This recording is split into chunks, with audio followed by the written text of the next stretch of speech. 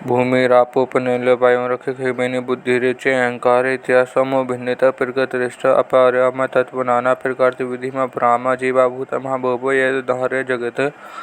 भगवद गीता का 7वां अध्याय श्लोक नंबर 4 और 5वां। इसका हिंदी अर्थ पृथ्वी जल तेज वायु आकाश पंच ब्रह्म महाभूत और मन बुद्धि से तथा अहंकार इस प्रकार 8 प्रकार से भेद वाली है मेरी अपरा प्रकृति है। और हे महाबाहो इस अपरा प्रकृति से भिन्न जीवन रूप बनी हुई है मेरी परा प्रकृति को जान जिसके द्वारा यह जगत धारण किया जाता है। व्याख्या।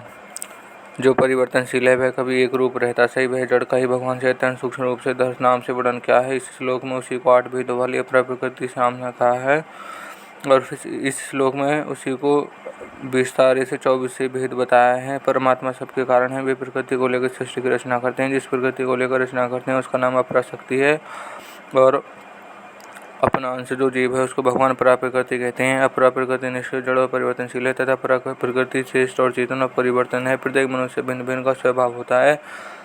जैसे स्वभाव मनुष्य को अलग सिद्ध नहीं कर सकते ऐसे ही परमात्मा की प्रकृति परमात्मा से अलग सिद्ध नहीं कर सकते है। प्रकृति प्रभु का एक ही स्वभाव है इसलिए इसका नाम प्रकृति है। इस प्रकार परमात्मा का अंश होने से जीवों को परमात्मा से भिन्न सिद्ध नहीं कर सकते क्योंकि यह परमात्मा का स्वरूप है। परमात्मा का स्वरूप होने पर केवल अपरा प्रकृति के साथ संबंध जोड़ने का इस जीवात्मा को प्रकृति कहा गया। अपरा प्रकृति के संबंध से अपने में कीर्ति मानने के कारण यह जीव रूप है। अगर यह मानने में कीर्ति न माने तो यह परमात्मा स्वरूप है फिर इसको जीव या प्रकृति की संज्ञा नहीं रह सकती। यथा इसमें बंधन कार्य कर्तव्य और भोक्तव्य नहीं रहता। यहाँ अपरा प्रकृति में पृथ्वी जल तेज वायु आकाश मन बुद्धि और अहंकार 8 शब्द दिए गए हैं। इनमें अगर 5 स्थूल भूतों से स्थूल सृष्टि बनाई जाए तो मन बुद्धि और अहंकार इन तीनों में सूक्ष्म दृष्टि मानी जाए तो इस वर्णन में स्थूल और सूक्ष्म दृष्टि तो आ जाती है पर कारण रूप प्रकृति इसमें नहीं आती। कारण रूप प्रकृति के बिना प्रकृति का वर्णन करना अधूरा रह जाता है। आदरणीय टीका ने 5 स्थूल भूतों से सूक्ष्म परमात्मा का शब्द विस्पन और गंध को बताया जो कि 5 स्थूल भूतों की यहाँ अपरा प्रकृति में पृथ्वी जल तेज वायु आकाश मन बुद्धि और अहंकार 8 शब्द लिए गए हैं। इनमें से अगर 5 स्थूल भूतों से स्थूल सृष्टि मानी जाए तो मन बुद्धि और अहंकार इन तीनों में सूक्ष्म दृष्टि मानी जाए तो इस वर्णन में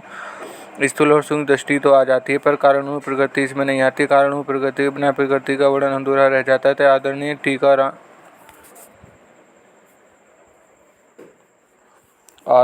टीका ने 5 स्थूल भूतों से सूक्ष्म पंचतंत्रों में स्पर्श रस रूप गंध को लिया है जो कि 5 स्थूल भूतों के कारण है। मन शब्द से अहंकार लिया तो मन का कारण है। बुद्धि शब्द से महत्व और अहंकार शब्द से प्रकृति ली गई। इस प्रकार इन आठों को ऐसा लेने से समष्टि अपरा प्रकृति का पूरा वर्णन करते हैं क्योंकि इसमें स्थूल सूक्ष्म और कारण इन तीनों समष्टि शरीर आ जाते हैं। शास्त्रों में इसी समष्टि का प्रकृति विकृति के नाम से वर्णन किया है।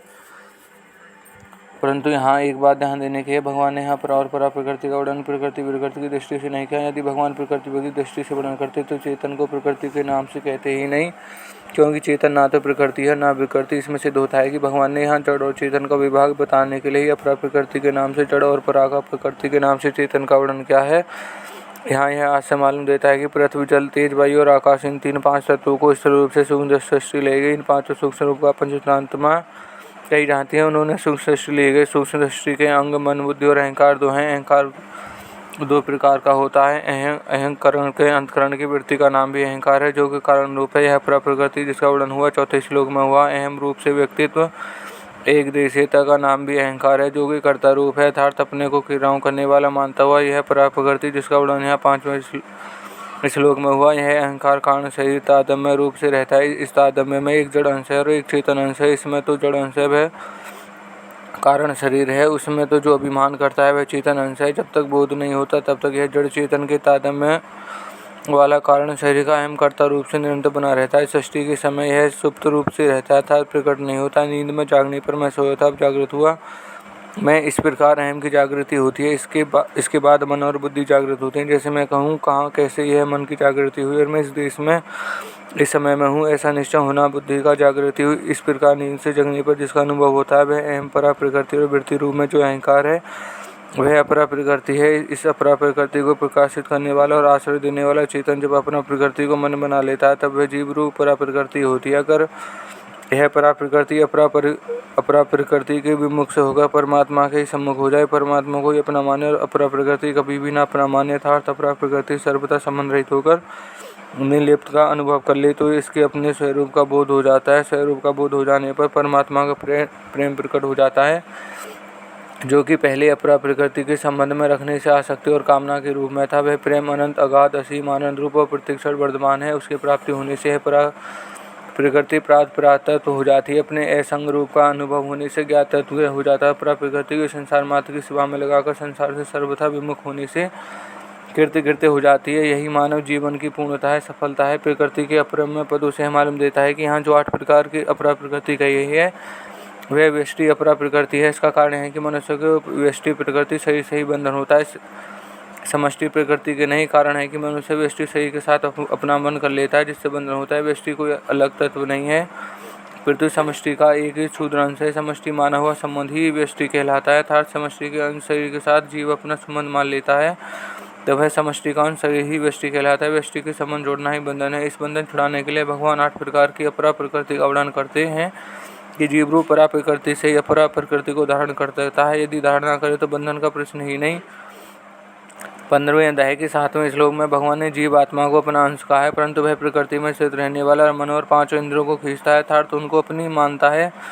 इस तरह 13वें अध्याय के 5वें श्लोक में भगवान ने क्षेत्र रूप से समष्टि का वर्णन करते 6ठे श्लोक में व्यष्टि के विकारों का वर्णन किया, क्योंकि ये विकार व्यष्टि के होती हैं, समष्टि के नहीं। इन सब में यह सिद्ध हुआ कि व्यष्टि संबंध जोड़ना ही बाधक है। इस व्यष्टि से संबंध तोड़ने के लिए ही यहाँ व्यष्टि अपरा प्रकृति का वर्णन किया है, जो कि समष्टि का अंग है।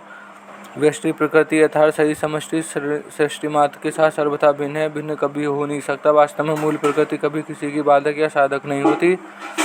जब साधक उसे अपना संबंध नहीं मानता तब वह सहायक हो जाती है, पर वह उसे अपना संबंध मान लेता है तो वह बाधक हो जाती है, क्योंकि प्रकृति के साथ संबंध मानने से व्यष्टि अहंता पैदा होती है। यह अहंता भी बंधन का कारण होती है। यहाँ इतने से पदों से भगवान यह चेता रहे हैं कि अपरा प्रकृति मेरी है, इसके साथ भूल से अपनापन कर लेना ही बार बार जन्म का मरण का कारण है। जो भूल करता है उसी पर भूल को मिटाने की जिम्मेदारी होती है। तो जीव इस अपार के साथ अपनापन न करें। अहंता भोगोच्छा और जिज्ञासा ही दोनों रहती हैं।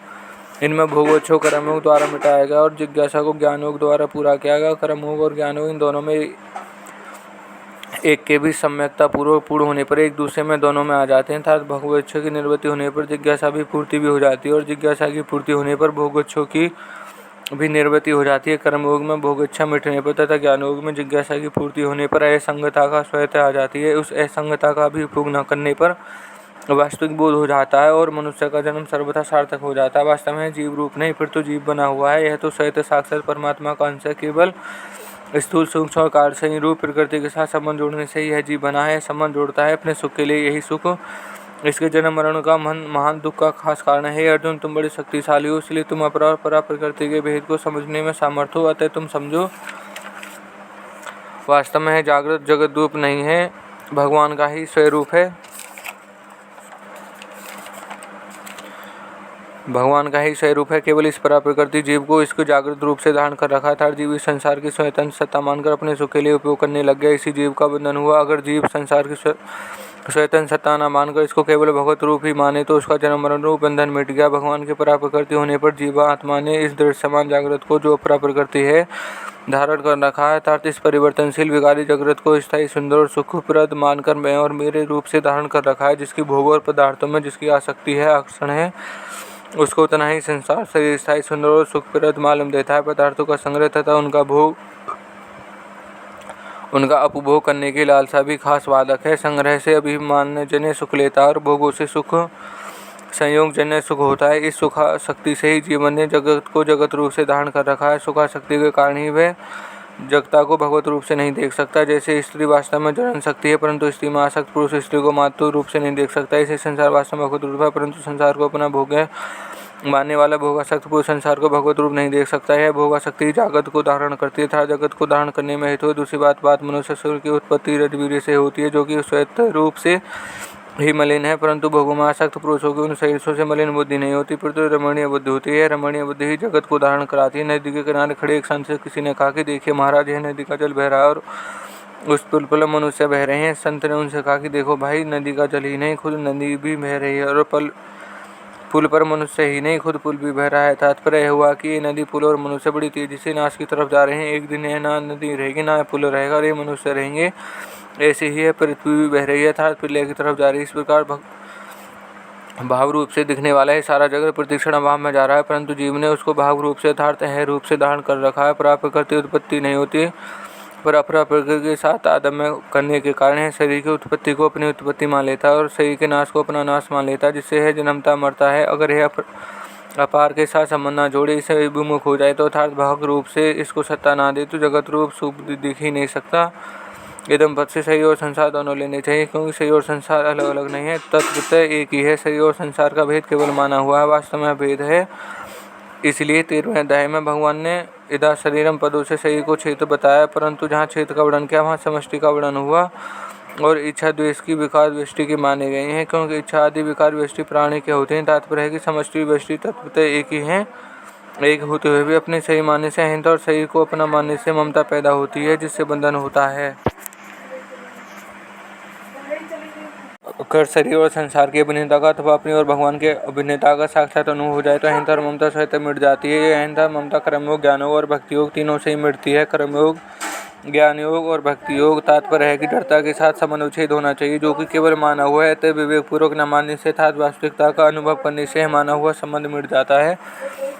विशेष बात, जैसे गुरु शिष्य का संबंध होता है तो इसमें गुरु शिष्य को अपना शिष्य मानता है, शिष्य गुरु को अपना मानता है। तो इस प्रकार गुरु अलग है, शिष्य अलग है, अर्थात इन दोनों को अलग अलग सत्ता दिखती है, परंतु इन दोनों में संबंध में एक तीसरी सत्ता प्रतीत होने लग जाती है, जिसको संबंध की सत्ता कहते हैं। ऐसे ही साक्षात परमात्मा के अंश जीवन ने संसार के शरीर के साथ अपना संबंध मान लिया है। इस संबंध के कारण एक तीसरी सत्ता प्रतीत होने लग जाती है, जिसको मैंपन कहते हैं। संबंध की सत्ता केवल मानी हुई है, वास्तव में है नहीं। जीव भूल से इस माने हुए संबंध को सत्य मान लेता है, अर्थात इससे सद्भाव कर लेता है और बन जाता है। इस प्रकार जीव संसार से नहीं, परंतु संसार से माने हुए संबंध ही बनता है। गुरु और शिष्य में दोनों की अलग अलग सत्ता है और दोनों एक दूसरे के संबंध मानते हैं, परंतु जीव और संसार इन दोनों में केवल एक जीव की वास्तविक सत्ता है और यही भूल से संसार के साथ अपना संबंध मानता है। संसार की प्रतीक्षा नष्ट हो रहा है, तो उससे माना हुआ संबंध भी प्रतीक्षण स्वतः नष्ट हो रहा है। तो जब तक संसार में सुख प्रतीत होता है, जब तक उससे माना हुआ संबंध स्थायी प्रतीत होता है। तात्पर्य है कि संसार से माना हुआ संबंध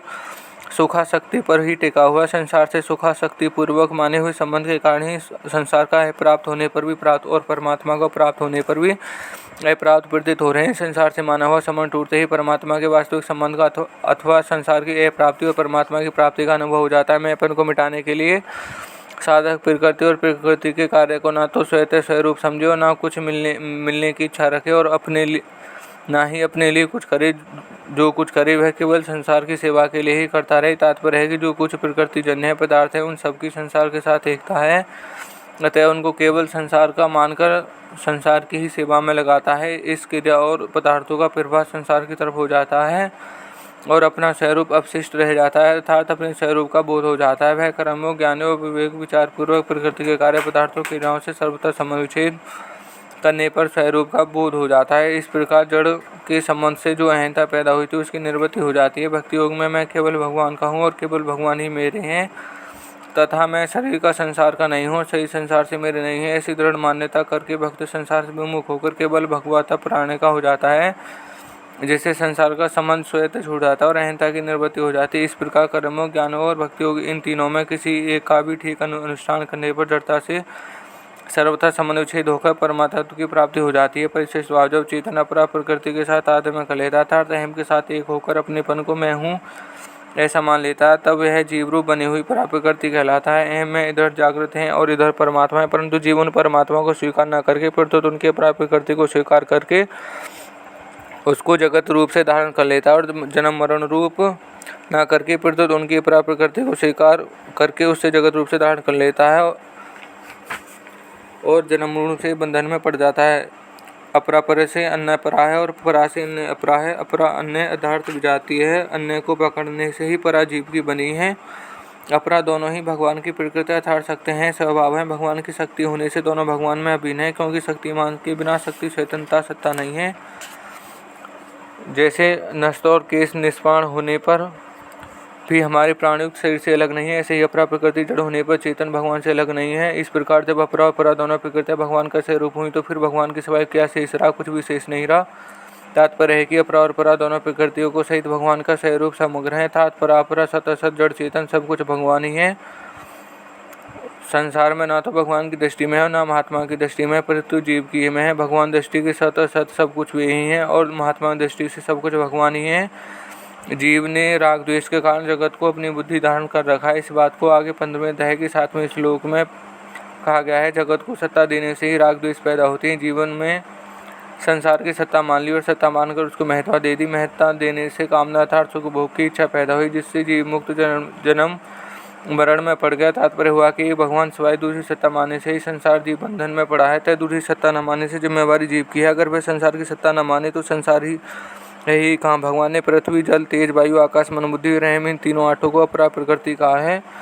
अतः जैसे पृथ्वी जड़ है और जानने वाले आने हैं, ऐसे ही हम भी जड़ और आने वाला जानने हैं। तात्पर्य है कि पृथ्वी, जल आदि आठों एक ही जाति के हैं, तथा जाति की पृथ्वी है, उसी जाति का हम भी है। अर्थात हम भी मिट्टी के ढेले की तरह जड़ और दृश्य है। तब भगवान में अहमता को एकता से कहा गया है, कभी अहम में नहीं होता। तब अहम को एकता रूप से कहने का तात्पर्य है कि यह अपना स्वरूप नहीं है, परंतु इस चेतन में इस अहम के साथ अपना तारतम्य मान लेता है, तब वह बन जाता है। यह धातु रूप अहंकार तो अपरा प्रकृति का है, पर मैं यह ग्रंथि रूप अहंकार केवल अपरा प्रकृति का नहीं, फिर तो उसमें अपरा प्रकृति भी मिली हुई है। तत्ज्ञान होने पर जन्म मरण देने वाला ग्रंथि रूप अहंकार तो नहीं रहता, पर अपरा प्रकृति का धातु रूप अहंकार होता है। क्रिया और पदार्थ ना तो अपरा प्रकृति में है ना परमात्मा है, फिर तो अपरा प्रकृति में है। और अपरा प्रकृति क्रिया रूप और पदार्थ रूप परमात्मा का प्रकृति की सहायता से सृष्टि रचना करते हैं। अपरा प्रकृति अर्थात जीव क्रिया और पदार्थों अपरा प्रकृति में आसक्ति करके और उसका आश्रय लेकर बन जाता है। अपरा की आसक्ति और उसका आश्रय लेना, उसको जगत को धारण करना है। इसलिए भगवान 7वें अध्याय में आरंभ में ही कहते हैं और आसक्ति करने और अपना आश्रय लेने की बात कही है। अगर जीव अपरा प्रकृति में आसक्ति ना रखे, उसका आश्रय ना ले, तो वह मुक्त हो जाएगा। अगर वह भगवान में आसक्ति करे और उनका आश्रय ले, तो वह भक्त हो जाएगा। जगत की स्वतंत्रता सत्ता नहीं, बंधने वाला जगत तो जीव नहीं बना रखा है। जीव जगत को धारण करता है, इसी से सुख दुख होते हैं, बंधन होता है। 84 लाख योनियां, भूत प्रेत पिशाच देवता आदि योनियों को नरकों की प्राप्ति होती है। सत्वरज और तम ये तीनों गुणों कोई बाधा नहीं देते, परंतु इनका संग करने से जीव ऊर्ध्वगति, मध्यगति अथवा अधोगति जाता है। गुणों का संग जीव स्वयं करता है और अपरा प्रकृति के किसी के साथ कोई संबंध नहीं है। संबंध ना प्रकृति की रहती है, ना गुणा करते हैं, ना इंद्रिय करते हैं, ना मन करता, ना बुद्धि करती है। जीव स्वयं ही संबंध रखता है, इसलिए सुखी दुखी हो रहा है, जन्म मरण रूप में जा रहा है। जीव स्वतंत्र है क्योंकि प्राप्त अर्थात उसका प्रकृति है। प्राप्त प्रकृति तो बेचारी कुछ नहीं करती, क्योंकि उसमें चेतना तो कामना नहीं है। उसमें संबंध जोड़कर उसका सदुपयोग दुरुपयोग करके ऊंच नीच योनियों में जाता है, भटकता है। तात्पर्य है कि यह परिवर्तनशील होते हुए भी जीव जातीय जगत के साथ संबंध जोड़कर परिवर्तनशील जगत रूप हो जाता है। उसकी दृष्टि संसार की तरफ ही रहती है। अपने से रूप की स्फुरना होती है, जो हमसे सर्वथा अलग है। उस जगत को अर्थात शरीर, इंद्रिय, मन, बुद्धि, अहम के साथ अपनी एकता ही मान ली है। जगत को धारण करना है। वास्तव में जगत हमारा है ही नहीं, क्योंकि अगर हमारी चीज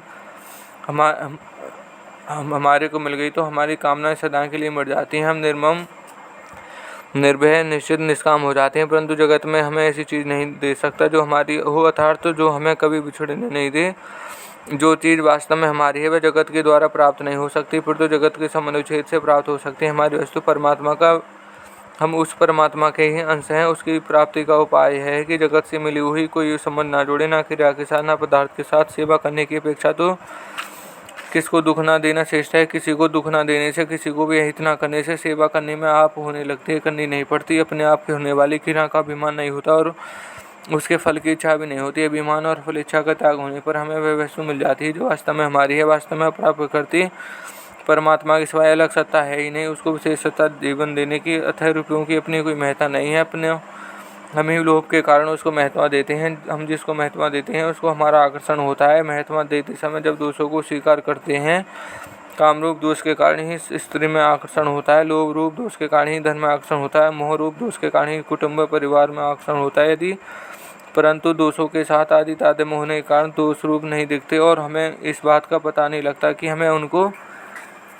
सत्ता और महत्मा दे रहे हैं। तादम्य मिटने पर दोष नहीं तो गुण देखते हैं। अनंत ब्रह्मांड में 3 लोक, 14 भुवन, जड़ चेतन के स्थावर, जगम, धलाचर, थलचर, नारंभुज, अखंड, द्विज, सात्विक, राजस, तामस, मनुष्य, देवता, पितर, गंधर्व, पशु, पक्षी, कीट, पतंग, भूत, प्रेत, पिशाच, ब्रह्म, राक्षस आदि जो कुछ भी देखने हैं, सुनने, पढ़ने तथा कल्पना करने में आता है, उसमें परा और अपरा इन 2 प्रकृतियों के सिवाय कुछ भी नहीं। जो देखने, सुनने, पढ़ने तथा कल्पना करने में आता है वह जिन शरीर, इंद्रिया, मन, बुद्धि, अहम के द्वारा देखा सुना पढ़ा सोचा जाता है वह सबका सब अपरा है, परंतु जो देखता सुनता पढ़ता सोचता जानता मानता वह परा है। अपरा और अपरा दोनों ही भगवान की शक्तियाँ होने से अभिन्न अर्थात भगवत रूप दोनों ही भगवान की शक्तियाँ होने से भगवान के अभिन्न अर्थात भगवत रूप ही हैं। अतः न ब्रह्मांड के भीतर और बाहर अनंत ब्रह्मांड के रूप में एक भगवान के सिवाय कहीं मात्र कुछ नहीं है।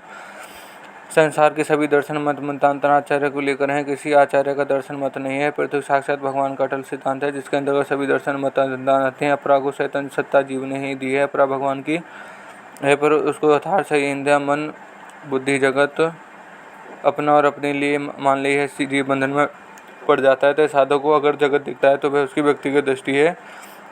व्यक्तिगत दृष्टि सिद्धांत नहीं होता, देखना सीमित होता है, जबकि तत्व असीम है। ऐसे सूर्य थाल की तरह दिखता है, पर वास्तव में वह थाली के आकार का नहीं है, पृथ्वी से भी कई गुना बड़ा है। अगर साधक को जगत दिखता है तो वह उसको निष्काम भावपूर्वक जगत की सेवा करनी चाहिए।